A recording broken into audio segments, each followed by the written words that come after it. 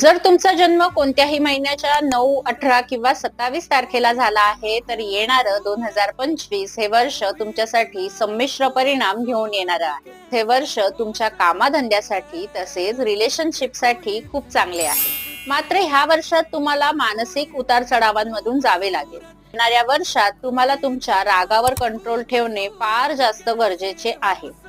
हे वर्ष ऊर्जेने भरलेले असणार आहे आणि तुम्ही तर ऊर्जावान आहातच. तर तुमच्या ऊर्जेला योग्य दिशा दाखवायला विसरू नका. गरज नसेल तर ट्रॅव्हल करू नका. ह्या वर्षात तुमचे ऍक्सिडेंट होण्याचे चान्सेस खूप जास्त आहेत. त्यामुळे स्वतःची काळजी घ्या.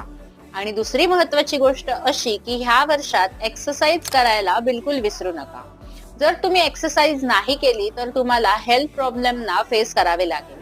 येणाऱ्या 2025 या वर्षात तुमची आणि तुमच्या शरीराची खूप जास्त काळजी घ्या. धन्यवाद.